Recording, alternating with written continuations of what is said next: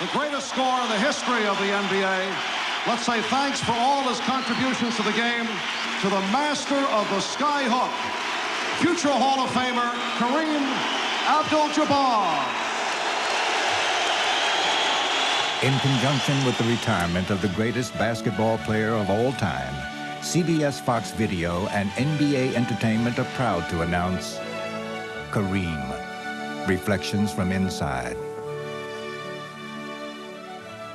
For the first time, this legendary sports hero opens up and reveals the man behind the myth in this exclusive home video. Kareem will take you from the gritty New York playgrounds of his youth through his glorious career to the glamorous hardwood of LA's fabulous Forum. You'll see the game's most prolific scorer relive some of his greatest moments. Right side, Kareem post up. They go to Kareem. Kareem backs here. Hook shot. It's up. Let's go. Let's go.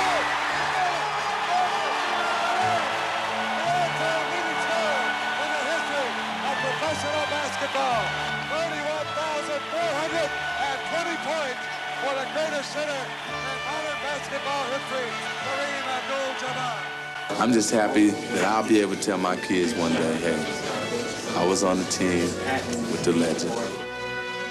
Reflections from Inside contains rare footage from Kareem's early days at Powell Memorial High School. Relives his dominance at UCLA, where he helped establish college basketball's greatest dynasty, his first world championship with Oscar Robertson and the Milwaukee Bucks, and his triumphant tenure with the Los Angeles Lakers, whom he led to 5 NBA championships during the 1980s. In-depth interviews with Kareem unlock his innermost thoughts and feelings. As time went on and I got to be taller and taller than everybody and really stick out, my whole attitude about how to be at ease around other people drastically changed. The secrets of his longevity, his biggest battles, his greatest triumphs, a one-of-a-kind look at a one-of-a-kind hero. A must for every sports fan's library. Kareem, Reflections from Inside, coming soon and destined to be #1.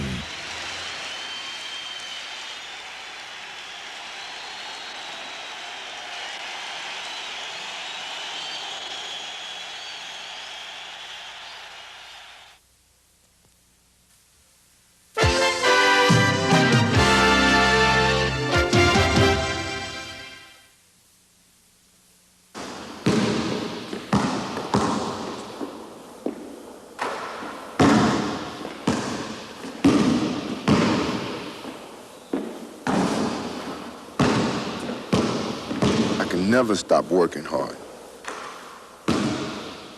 Each day I feel I have to improve. Hard work, determination. I've got to keep pushing myself.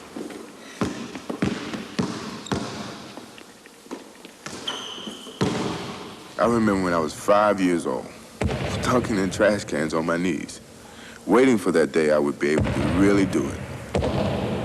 And then one day, it happened. I was in the 9th grade. It was a JV game, and I was only 5'8". Now, in practice, I've never been able to get up that high. But the adrenaline was pumping, and I just took off. It all happened so fast. I wasn't quite sure what I'd done. But you know, I just really loved that feeling. Hi, my name is Michael Jordan. I want you to take a trip with me and discover the secrets that I've known for many years. That man was truly destined to fly.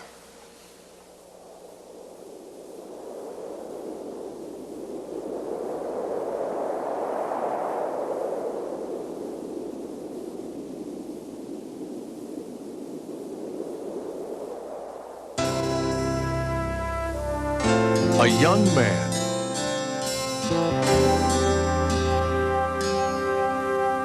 with dreams of greatness on the baseball diamond, possessing the burning desire that could get him there. These are visions of what might have been. But reality has never looked so good.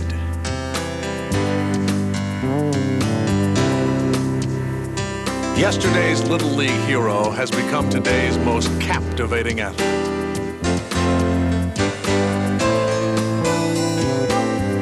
His elegance on the court has transformed the game into an art form.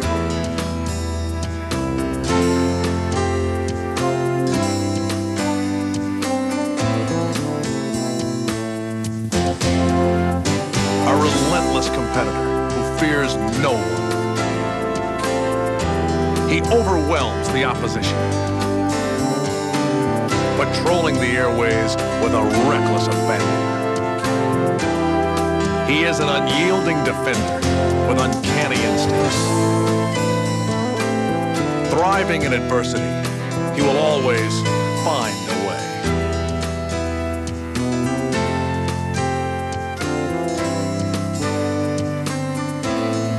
And while strength is usually found in numbers, his comes from within. I'll tell you a story that I think sums the whole thing up. We was playing Chicago in Salt Lake. They switched and put John Stockton on it, and he turned around and dunked on Stockton. So some guy got up and almost followed him down the sideline and said, "Hey, Jordan, pick on somebody your own size." Next time down the floor, he dunked on Mel Turpin. And went over and looked at the guy and said, "Was he big enough?" His astounding ability seems boundless. The guy literally is embarrassing the league. He's that good. He's a phenomenal player. There isn't anything he can't do. Michael in from the left side, jammed it right over Rollins. Michael Jordan. And in his quest for perfection, he takes the game to new heights. The perfect player to me is probably 6'5", 6'6", 200 pounds. Jump like Michael Jordan, wear number 23 like Michael Jordan, and shoot like and play like Michael Jordan. Jordan into the front court. Get on your breaker. No! It's Dale Ellis off to the right. Jordan on the drive. Falls down underneath. Ball loose. McDaniel and it's stolen by Jordan. Michael's got a breakaway. This game is over. Lead pass to Michael Jordan. This spells trouble. Jordan, who has it on the break. Driving all the way in. Oh, God! An unbelievable move. He put it in and it counts. But greatness sometimes springs from humble beginnings. As a 5'11" sophomore, young Michael was noticeably absent from the varsity team. Yes, I'm the coach who cut Michael as a sophomore. We did it because we thought at the time it was the best thing for him and for our basketball program. He was still growing. He was a good ball player, but we didn't think he was good enough yet to really make the contribution on the varsity that we felt we needed. Determined to prove his coach wrong, Michael worked harder than ever, growing 4 inches and improving dramatically over the next 2 years. He would shatter all of Laney's scoring records while leading the Buccaneers to their first ever conference championship. The high school All-American chose the University of North Carolina, and academic advice was soon to follow. And I told him to go into math, and that's where the money was, which I think's hilarious. He probably does too. Concerned about Michael's future employment, Laney's principal wanted him to attend Air Force Academy is always a very excellent educational choice, and certainly the commitment to the armed forces would have given him employment after college. This one-man squadron would eventually form his own Air Force, Air Jordan. Chapel Hill, home of the University of North Carolina, a school rich in basketball tradition. Initially, skepticism arose as to whether Michael could excel at the college level. Coming up in high school, I wasn't that known as a basketball player. I wasn't that known until I came to North Carolina, and no one in Wilmington thought I could really step in and play a lot of time. I mean, everyone felt I was going to go to North Carolina and sit on the bench for 4 years and then come back home and work at a local gas station or something. But no one anticipated that fame would come so quickly. The time, 18. Shot, Jordan, Michael Jordan. In the 1982 championship game versus Georgetown, the freshman had delivered to Coach Smith his first national title. And a star was born. And a lot of people didn't know I existed until I got here. So when I hit that shot, I felt like I was different. You know, I won a national championship. I think the people started to recognize my talents more, and I started to get more publicity in that sense. So I think that shot really put me on the map, if you want to say. Michael's winning basket propelled him into the national spotlight. and a new aura of confidence was apparent to all. Michael really did was improve considerably between his freshman and sophomore year. He grew a couple inches, he matured physically, and just became a sensational player. He was very inconsistent as a freshman, but he's one of the most competitive ones we've ever had in our drills. He wanted to get better, and then he had the ability to get better. There's a steal by Doherty. Here comes Michael Jordan. Matt Doherty passes to Jordan. I guess that is a pretty fitting end to the ballgame. Jordan, look at that! Kenny Smith looking for Jordan. In practice, Michael barraged his teammates with his game-time moves. We always had to go against each other every day, and trying to stop him was just, it was a joke, really. Of course, we had to force him baseline. He'd get around the baseline, it was dunk. And then you go in the locker room after practice, and he would remind you all night long. Jordan coasted through his sophomore campaign, capturing Player of the Year honors. But the pressures of a #1 ranking hindered his play early in his junior season. The excessive expectations had him trying too hard to please others, and he needed guidance to redirect his focus. Coach Smith could notice it. I mean, he showed me film from my sophomore year and the beginning of my junior year, and it looked like a total different person. It made me see exactly what success had done to me, and I was able to deal with it from that point on. I remember we were playing NC State, and I cut my hair. I was bald-headed. I said, I'm washing away with the way I started off with the season. I set my own expectations of myself, and I just started to play better basketball. Michael would rebound beautifully. About 14. Rebound. Dominate the competition, and go on to lead the ACC in scoring. But after being named the top collegiate in the nation for the 2nd consecutive season, he made the difficult decision to walk away from Chapel Hill and forego his senior year. Well, to tell you the truth, I really just decided, I guess, an hour and a half ago.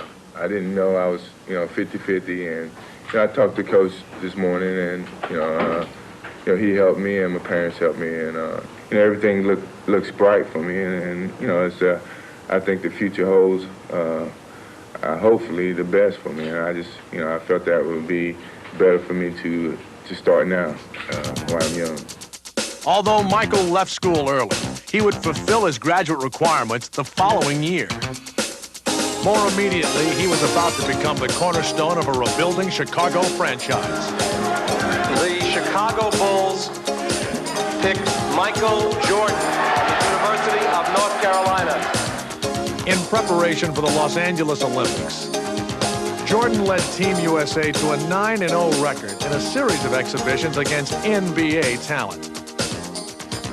What I liked most about Mike was the fact that like everybody, he had some lapses in play and how hard he played, and yet all you had to do with him was go up and take him by the arm and say, Michael, you're not playing as well as you can play. He'd just kind of look at you and grin and say, I know. And he'd go out and play harder, and he'd play better. And you put his willingness to compete with his athletic ability and his basketball skill, and that's why I simply have always said, since having had a chance to be around him, that he's just the best player I've ever seen play. Named team co-captain by Bobby Knight, Michael made it clear he would have no problems with the fiery coach. And he wants best for his players, and, really that's somewhat similar to Coach Smith, except for the language, but, I can get up with that.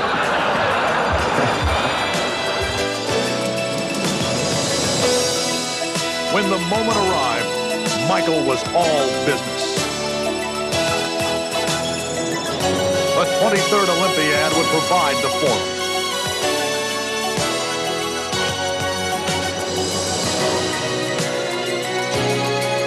The glory of a gold medal was paramount. And playing against the rest of the basketball world, Michael would tower above the competition. The United States had a team deep in talent, but Jordan would emerge as the undisputable driving force. With Michael leading the team in scoring, the Olympic squad routed the opposition by an average margin of 33 points en route to a stellar 8-0 record. The gold medal game versus Spain was no different. Spearheading the blowout was the skinny kid from Wilmington, whose Olympic brilliance will always be remembered.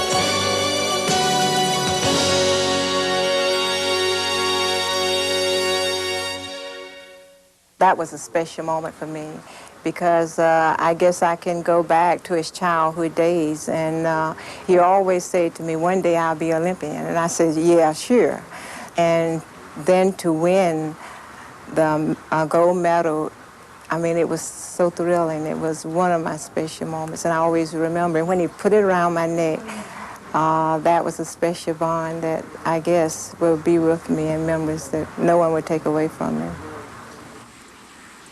It was in this house in Wilmington, North Carolina, where Michael's parents taught him the values of hard work and how to set goals to achieve his dreams. But it was his daily battles in the backyard with his older brother Larry that fueled his competitive drive. Sanders ahead to Paxson. Pax with a lob for Jordan. Jordan steals it. Michael in deep. Turnaround shot.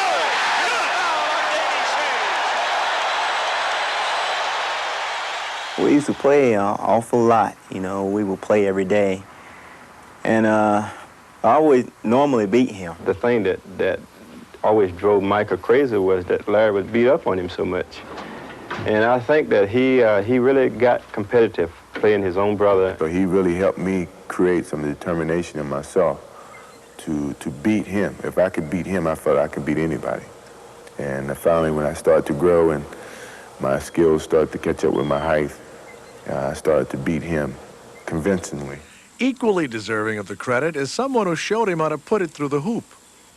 Keep your eye on the rim and concentrate. Like this? Like that? No, like this. Like this. Like this. Like this, Michael. And now give it some razzle-dazzle. That's my mom. Obviously, Michael derives his athletic ability from his mother's side.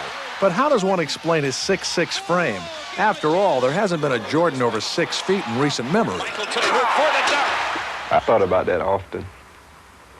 And I've come to one conclusion. Occasionally, you'll meet people that you look at and you just know that they were born to do one thing. And God looked at Michael and knew that this kid would starve if he had to work. So he says, I better make an athlete out of him.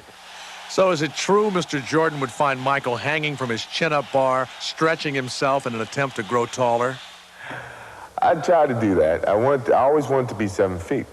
And I never could get that tall. I tried it a few times. I saw it on TV a few times, on the Brady Bunch or something like that I saw that. And I tried to do it, and it didn't. I don't think it worked, but I'm tall, so it may have. And your dad's reaction when he found out? He thought I was nuts. And that's exactly what he drove NBA defenses. Staging an aerial display, the rookie left fans awestruck. Collecting rave reviews at every stop. Often unbelievable when running the floor. He was virtually unstoppable in the air. Air Jordan had landed, and the NBA would never be the same. More than just a scorer, the emerging superstar sought to create for others. Quickly becoming Chicago's leader, he sparked the Bulls with his contagious intensity. Michael was high-stepping his way to instant legend status and having a great time along the way. They have outscored the Bucks 9-0 here. Here comes Mr. Jordan is right. Everyone was trying to catch a glimpse of Jordan's high wire act. And he sent no one home disappointed.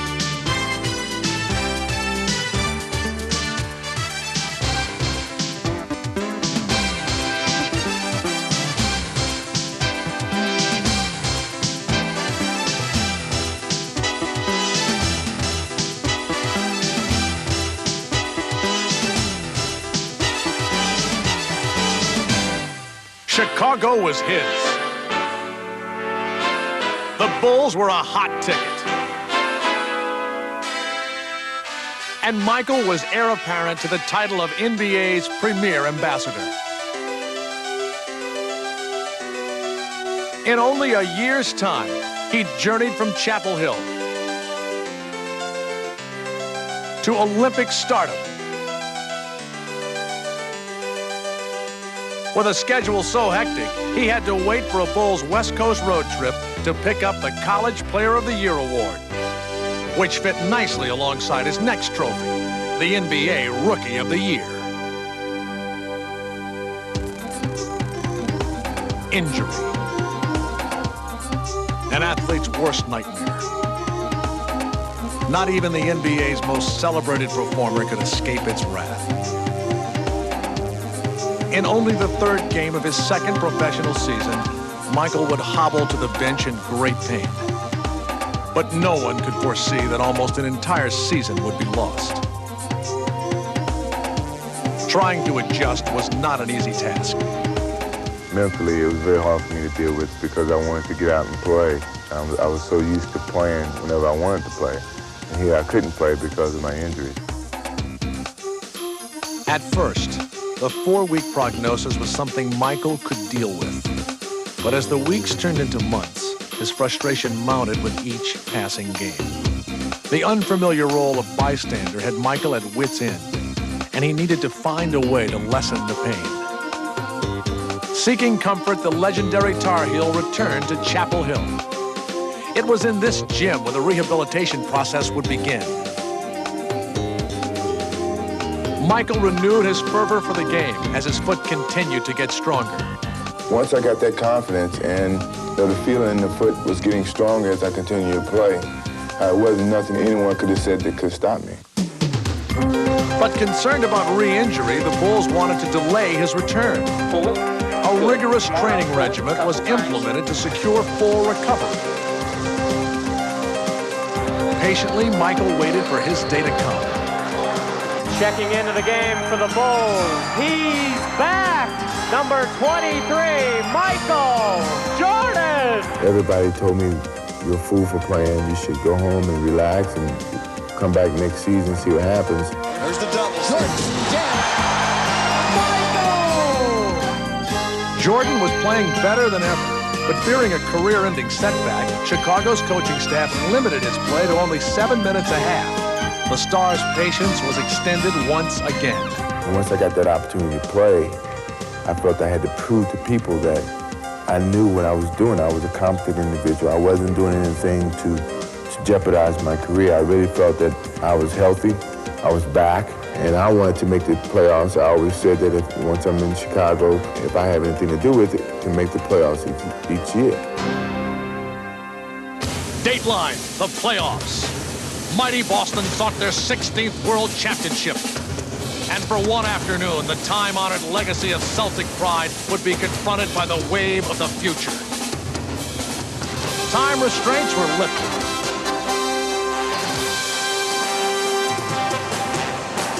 And Michael would make the most of his opportunity.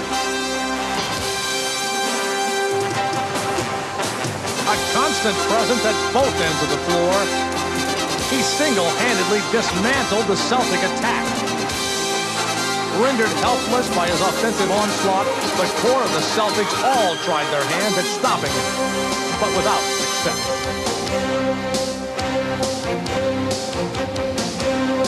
Even the most legendary of them all was helpless as Michael continued to score at a frantic pace. Absent for 62 games, Jordan sought retribution for lost time.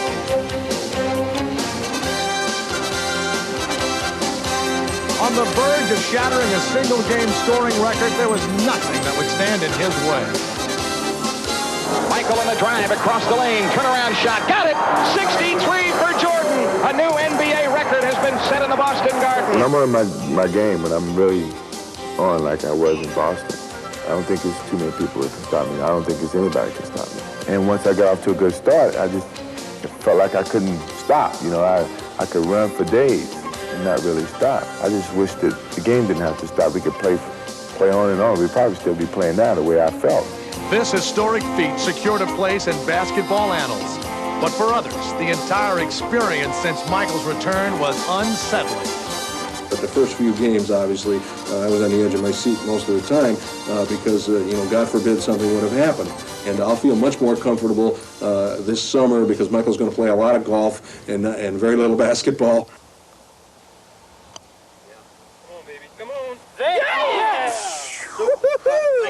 Yes, sir. We'll take her. We'll take it. Well publicized is Michael's passion for golf and the seclusive surroundings that the sport affords. I mean, it's peaceful. You're out here on the course where you can't get any phone calls. People can't bother you. It's really a relaxing situation. No, that's short. Yeah, that's there. That's short. You don't compete against the next guy who's playing with you. You compete against the course. One day you can shoot 74, next day you can shoot 84. That's the game of golf. You never really can conquer it. You can only contain it and hold it for a little while, and then it just goes. The mind comes into this game so much. It comes into basketball too, but sometimes your skills can overcome the mind a little bit. But in golf, if your mind's not in it, you can forget it. The free throw situation, it's similar. Putting and free throws is the same.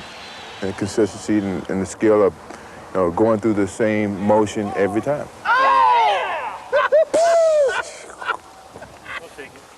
I take that. That's the ticket.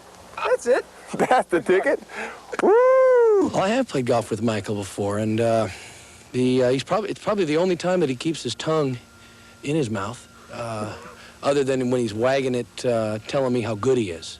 Other than that, I just really enjoy taking money from him. Smart Money says it doesn't happen too often.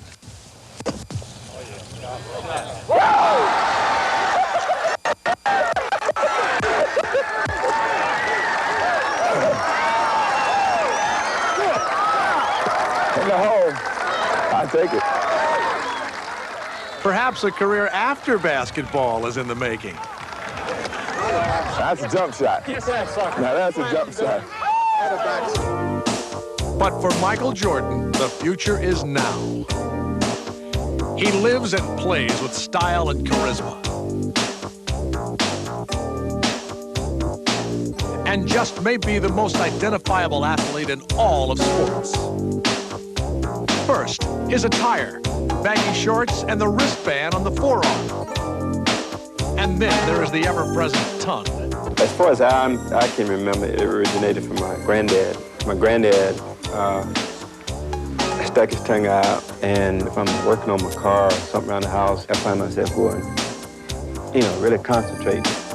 Like father, like son.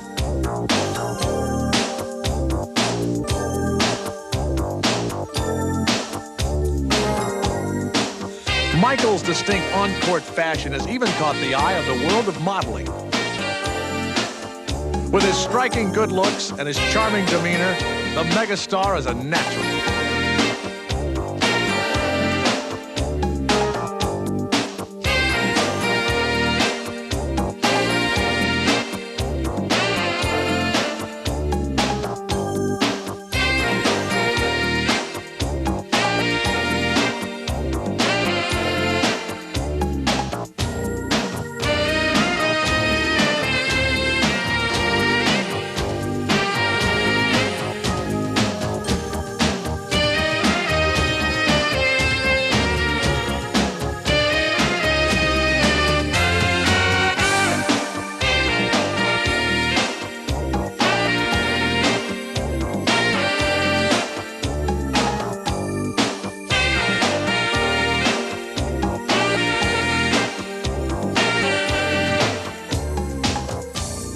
Having transcended the realm of sports, Michael has been courted by innumerable product lines and in the process has become one of the hottest commodities in the advertising industry.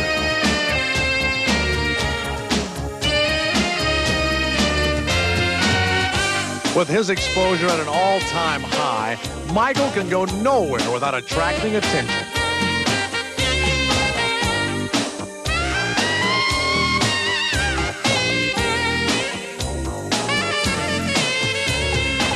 Though the marketing of Michael Jordan has become big business, he has kept his sense of humor. Even when attending to business, he always seems to manage to have a good time.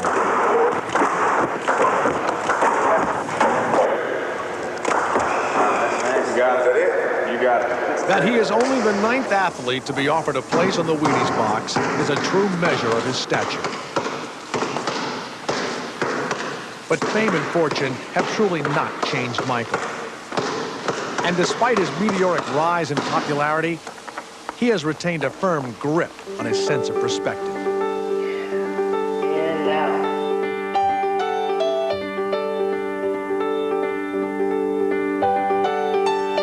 Although Jordan spends a good deal of time in the air, his values are firmly down to earth.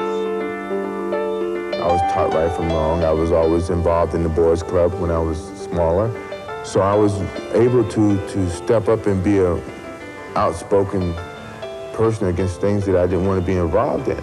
So don't blow it. Don't do drugs. If you're doing it, stop it.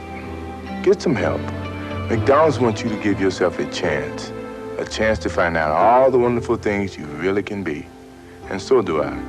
I could have easily had parents that didn't care and let me hang out late nights and, hang out with the wrong crowd, but I wasn't brought up that way, and it was easy for me to distinguish away from the environment that I wanted to be with and the environment that I didn't want to be with.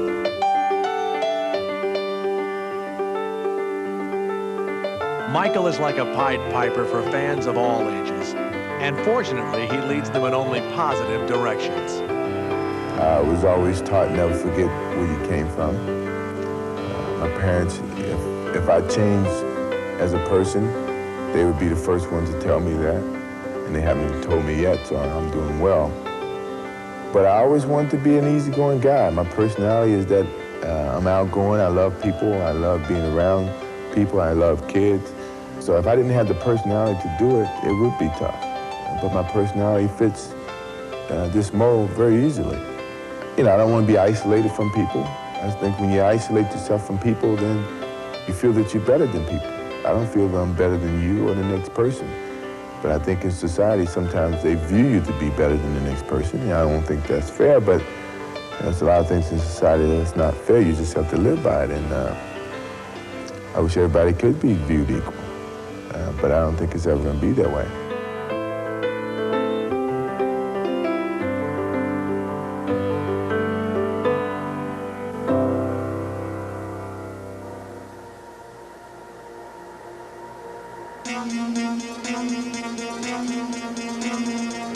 No sight inspires more fear in would-be defenders than this offensive juggernaut. If I get the ball, you're at mercy of whatever I want to do. There's nothing that you can say or do about it if I'm on my game. The feeling is you own the ball, you own the game, you own the guy who's guarding you. You can actually play him like a puppet. Few puppet masters apply their trade as skillfully as Michael. He simply takes over a game whenever he chooses. When I'm playing really good, that's the feeling that I have. An unparalleled shot maker, his offensive repertoire is limitless. Regarded as the greatest scorer since Wilt Chamberlain, his peerless athleticism makes him the most formidable weapon on the court today. Jordan attacks the basket as though possessed.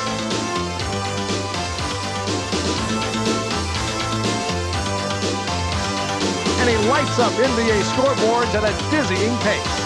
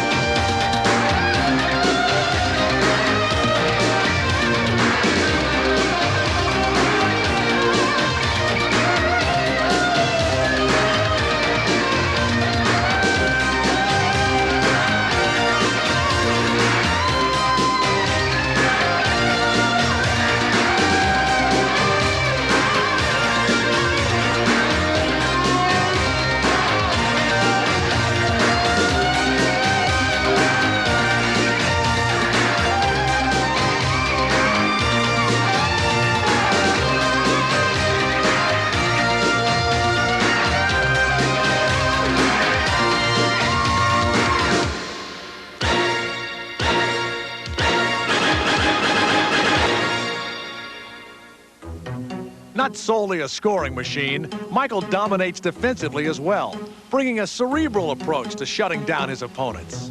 First, I observe how he handles the ball. If he has great handle with the ball, then it's going to be more difficult for me to steal the ball from him. But if he doesn't, then it's different ways. I can trick him one way and reach around him, or just go straight at him and go for the steal. But if he handles the ball very well, you almost have to sneak up on him. Initially famous for his offensive brilliance, in a sense, Michael did sneak up on the NBA defensively.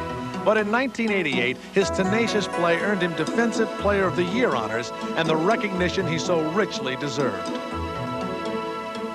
To say Michael Jordan doesn't play defense is ridiculous. Interesting enough, great players never want to be one-dimensional. And I think the one thing that bothered Michael more than anything else is that he got no credit for his defense. Well, it's been a goal of mine to really get that recognition that I want on the defensive end.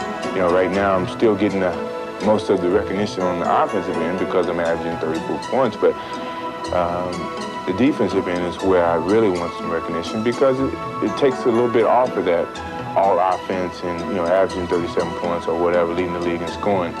That's an image that I don't want to project, that I just shoot and I just score and I'm just an offensive player. That's something that I don't want to be remembered as.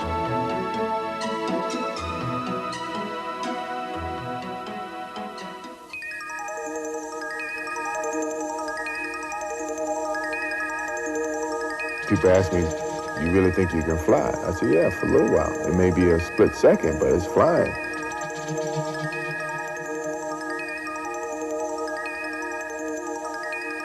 And I think people are amazed by that because they wish they could do it.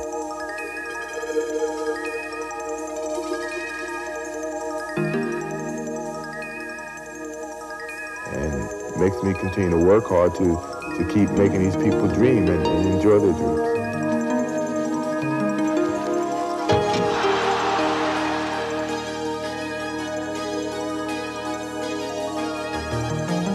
Michael's airborne ballet is very much about dreams.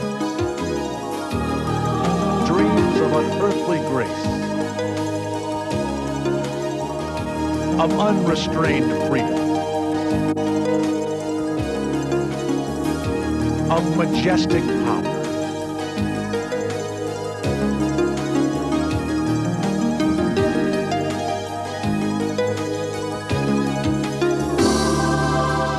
Dreams of flight.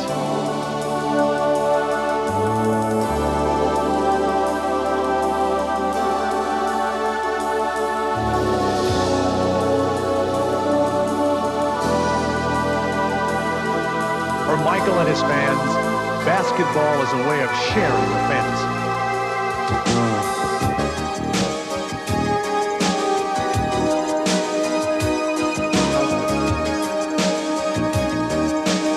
Like a small group of aerial voyagers, Michael evokes images of the stratosphere, the visions which dreams are made of.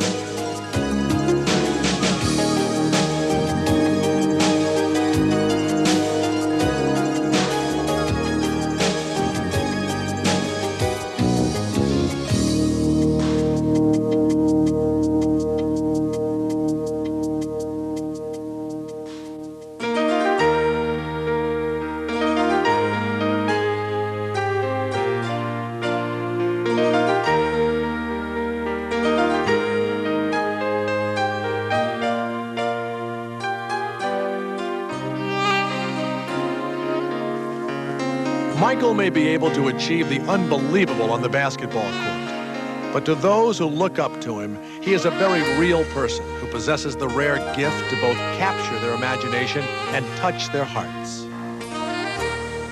He's just, if I must say, again, I'm proud of him. He is my son, but he is a good person. And he's a pretty good basketball player, too.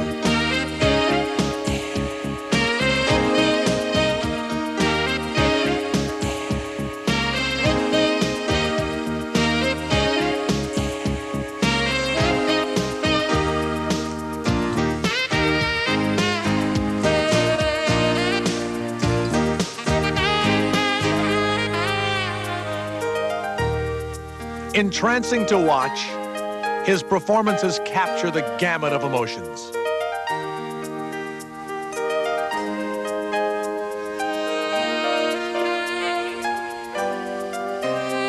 No one in the stands is more moved than his family. When he comes home, I talk to him just like he's one of my boys. And I can't get in my mind that he's any different. But when I walk into the stadium and 18,000 people are standing there hollering and screaming, sometimes you want to cry, you break out with goosebumps, and you just get all of these eerie feelings. And naturally, you have to be very, very proud. And they may never have been prouder than during the 1988 All-Star Weekend, when their son capped 2 days of thrilling his hometown Chicago fans by soaring away with the slam dunk title and the game's MVP trophy.